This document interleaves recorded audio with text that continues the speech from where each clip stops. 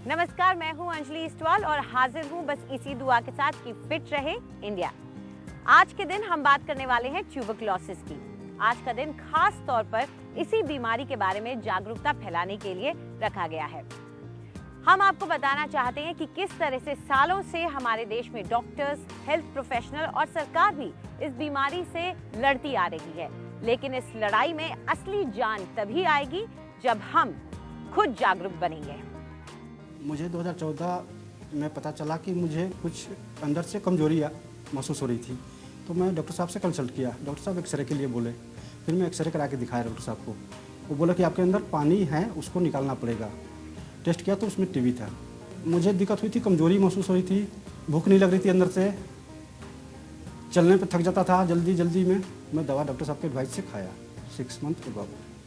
TB भिन्न प्रकार के होते हैं। टीबी एक कीटाणु है, तो इस पर डिपेंड करता है या इस पर निर्भर करता है कि वो किस बॉडी के किस पार्ट को अफेक्ट करता है। सबसे कॉमन जो टीबी हम देखते हैं वो लंग्स की टीबी होती है, फेफड़ों की टीबी। और उसमें से भी जो कॉमन टीबी है वो स्पूटम पॉजिटिव टीबी है, जिसमें बलगम में टीबी का कीटाणु बाहर आता है, उसको हम पल्मोनरी टीबी कहते हैं। उसके अलावा अगर फेफड़ों के आसपास पानी इकट्ठा हो जाए उसको हम प्लूरेसी या प्लूरल टीबी कहते हैं। कभी कभी टीबी हड्डियों में चली जाती है, उसको हम बोन टीबी कहते हैं। और यहाँ पे नेक में काफ़ी बार ग्लैंड्स होते हैं जिनमें अगर टीबी आ जाए तो उसको हम लिम्फ नोड वाली टीबी कहते हैं। टीबी कभी कभी दिमाग में ब्रेन टीबी भी हो सकती है, आंखों को भी अफेक्ट कर सकती है। बेसिकली एक कीटाणु है, वो एक बैक्टीरिया की तरह ही है, उसको हम माइकोबैक्टीरिया कहते हैं। लेकिन जो कॉमन सिम्टम्स होते हैं वो हैं बुखार, वजन में कमी, भूख कम लगना और खांसी अगर लंग की टीबी हो। टीबी को पकड़ने के लिए बहुत सारे टेस्ट्स होते हैं। खून की जांच होती है, खांसी बलगम का टेस्ट होता है, कभी कभी एक्सरे या सीटी स्कैन करना पड़ता है। और ये डिपेंड करता है कि टीबी किस हिस्से को अफेक्ट कर रही है, उस हिसाब से टेस्ट्स करने पड़ सकते हैं। मल्टी ड्रग रेजिस्टेंट टीबी एक किस्म का टीबी है जो आजकल हमारे लिए एक बहुत बड़ी मुश्किल बन गई है। और जो आम दवाइयों से टीबी का कीटाणु ट्रीट नहीं होता है उसको हम मल्टी ड्रग रेजिस्टेंट टीबी कहते हैं। और अगर ये टीबी डायग्नोज हो जाए तो उसमें अलग किस्म की दवाइयाँ देनी पड़ सकती हैं। टीबी एक कम्युनिकेबल डिजीज़ है अगर ये स्पूटम पॉजिटिव टीबी है, अगर बलगम में टीबी है, अगर लंग की टीबी है जिसमें बलगम में पॉजिटिव आ रहा है। लेकिन हर किस्म का टीबी कम्युनिकेबल नहीं होता है। कम्युनिकेबल टीबी डायग्नोज करना बहुत ज़रूरी है क्योंकि ये एक हेल्थ हैजर्ड है। टीबी को ट्रीट करने के लिए 6 महीने की दवाई तो आवश्यक है, मिनिमम टाइम 6 महीने लगते हैं। और कभी कभी हम 9 महीने, साल, 1.5 साल भी दवाई चलाते हैं। अगर डॉक्टर ने आपको दवाई दी है टीबी की तो 6 महीने आपको दवाई आवश्यक लेनी है। और दवाइयाँ रेगुलर लेनी है, हर रोज़ दवाइयाँ लेनी आवश्यक हैं। अगर दवाइयाँ हम नहीं लेंगे तो जो सेंसिटिव टीबी है वो रेजिस्टेंट टीबी भी बन सकती है। ट्यूबरक्लोसिस एक ऐसी बीमारी है जो यूजुअली मैल न्यूट्रिशन से हो जाती है या डेफिशिएंसी ऑफ माइक्रो न्यूट्रिएंट्स जब बॉडी में आते हैं तो ये ज़्यादा कैच कर लेती है। तो इसको ओवरकम करने के लिए आपको ऐसा खाना चाहिए बॉडी में जो कि आपको एनर्जी प्रोवाइड करे, बैक्टीरिया से फाइट करने की कैपेबिलिटी दे। तो उसके लिए आपको बहुत सारा गुड फैट्स इंक्रीज करना चाहिए आपकी बॉडी में, जैसे कि थोड़े से नट्स हो गए, थोड़े से सीड्स हो गए, या फिर डेयरी इंक्रीज करो जैसे पनीर हो गया, दूध हो गया, दही हो गया। और होल ग्रेन्स का यूज़ करो, गेहूं के आटे की रोटी बहुत अच्छी है। अपने ग्रीन्स को बढ़ाओ। ट्यूबरक्लोसिस में एक विटामिन ए जब हम डालते हैं स्पेसिफिकली तो ये बहुत अच्छा देखा गया है कि हील करता है उस डिजीज़ को। तो विटामिन ए या तो आपको फिश में मिल जाएगा या कॉड लिवर ऑयल के कैप्सूल्स में मिल जाएगा। ट्यूबरक्लोसिस के ट्रीटमेंट के दौरान आपको वेट गेन करना ज़रूरी है। करीब 6 से 8 किलो का वेट आप ज़रूर गेन करिए। उसके लिए आप बहुत ज़्यादा पौष्टिक खाना खाइए, अच्छे से अच्छा खाना खाइए ताकि वो डिज़ीज़ रिलैप्स ना हो जाए। रिलैप्स नहीं होने के लिए आपको आवश्यक पोषण देना ज़रूरी है बॉडी के लिए। नमस्ते, आज हम आसन करने जा रहे हैं वो है भुजंग आसन, स्नेक पोस्चर। इसकी खासियत यह है कि ऑफ कोर्स स्पाइन के लिए बहुत अच्छा है और सो जिनको स्लिप डिस्क है। तो सबसे पहले हम स्टमक पे लेटेंगे इस आसन के लिए।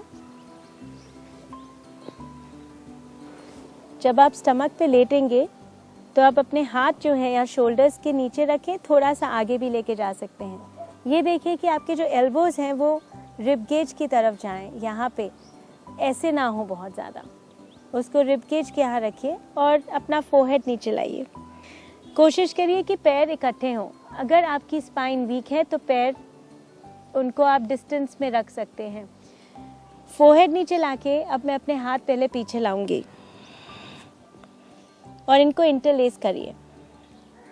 धीरे धीरे आप अपना हेड और चेस्ट उठाएं।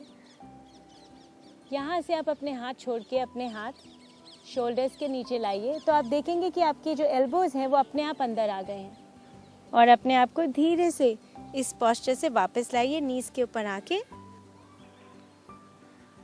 आराम से बैठिए।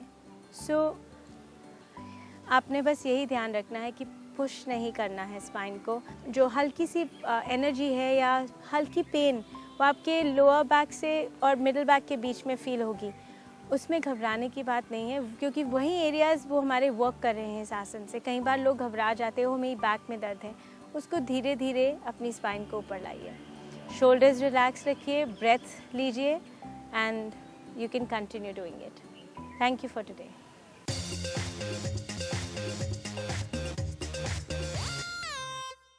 आज हम बात करेंगे स्प्लिट एंड्स प्रॉब्लम के बारे में, यानी कि दो मुँहा बाल। वो बाल जो जड़ से तो एक से ही निकलते हैं, लेकिन आखिर में पहुंचते पहुंचते उसके दो मुंह हो जाते हैं। इसकी कई वजहें होती हैं, लेकिन सबसे ज़्यादा अहम वजह जो है वो है uncared, undernourished and unconditioned hair. Split ends के लिए सबसे आसान तरीका है कि आप रेगुलरली 2 या 3 sitting split and trimming treatment का लें, जो आपको एक प्रोफेशनल से ही लेना पड़ेगा, और वो बारीकी से आपके बाल लेके जो दो मुँहे बाल हैं उन सबको वो ट्रिम कर देते हैं। इसके अलावा आप रेगुलर हेयर ऑयलिंग करें, जिसमें आप जैतून का तेल इस्तेमाल कर सकते हैं। अगर जैतून का तेल आपके पास नहीं है तो सबसे आसान है कि आप बादाम का तेल और अरंडी यानी कि कैस्टर ऑयल को दोनों मिक्स करके वो आप बालों में अच्छी तरह मसाज करें। और इसके बाद आप टर्बन थेरेपी ज़रूर अपनाएं, जो बहुत ही आसानी से आप घर पे कर सकते हैं। एक तौलिया गीला करके, अगर आपके पास माइक्रोवेव है, वो 2 या 3 मिनट के लिए माइक्रोवेव में डाल दीजिए और ये भाप वाला तौलिया एक पगड़ी की तरह अपने बालों में लगा लीजिए। इस भाप से आपके हेयर फॉलिकल एंड स्कैल्प में स्टीम जाएगा, जिससे तेल का जो पोर्शन है वो अंदर तक पहुंच पाएगा। अगर आपके पास माइक्रोवेव नहीं है तो आप गर्म पानी एक पतीले में उबाल के उसको अच्छी तरह निचोड़ के और बालों में अपना लीजिए। इसके बाद हेयर मास्क्स जो high in protein, high in nourishment हो, वो आप बालों में कम से कम 15 दिन में एक बार लगा लें। इसके लिए एक बहुत आसान तरीका है जो आप घर में लगा सकते हैं, वो है 2 अंडे, 2 चम्मच मलाई और थोड़ा सा नींबू का रस। इन तीनों चीज़ों को आप फेंट लीजिए और फिर इसमें आप एक एवोकाडो मैश करके डाल सकते हैं और बालों में आप लगा के करीबन आधा घंटा छोड़ दीजिए। ये मास्क अगर आप 15 दिन में भी एक बार लगाएंगे तो आप देखेंगे कि आपके बालों में चमक, जान एंड सॉफ्टनेस एकदम आ जाएगी और धीरे धीरे आपके जो स्प्लिट एंड्स हैं वो गायब हो जाएंगे।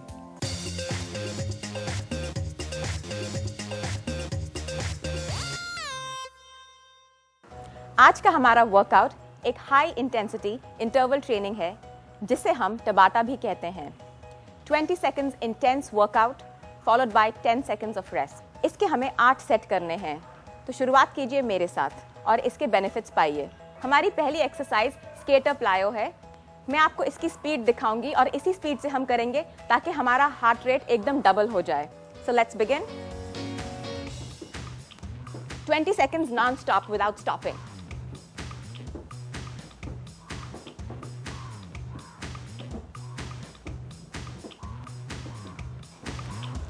इसके बाद हम 10 सेकंड्स के लिए रेस्ट करेंगे। हमारी अगली एक्सरसाइज जंपिंग जैक्स है, जिसे भी हम उतनी ही तेजी से करेंगे। Just for 20 seconds.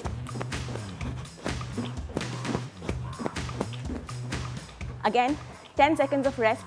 इसी प्रकार से आप ऐसे 8 सेट रिपीट करेंगे। 20 सेकंड वर्कआउट और 10 सेकंड का रेस्ट। टोटल में 4 मिनट एक दिन में और आपका मेटाबॉलिक रेट एकदम डबल हो जाएगा। टबाटा के हेल्थ बेनिफिट्स 1 घंटा रनिंग से भी ज़्यादा हैं, तो आप आजमाइए और बताइए आपको क्या बेनिफिट्स मिले। फिट रहे इंडिया में फिलहाल इतना ही।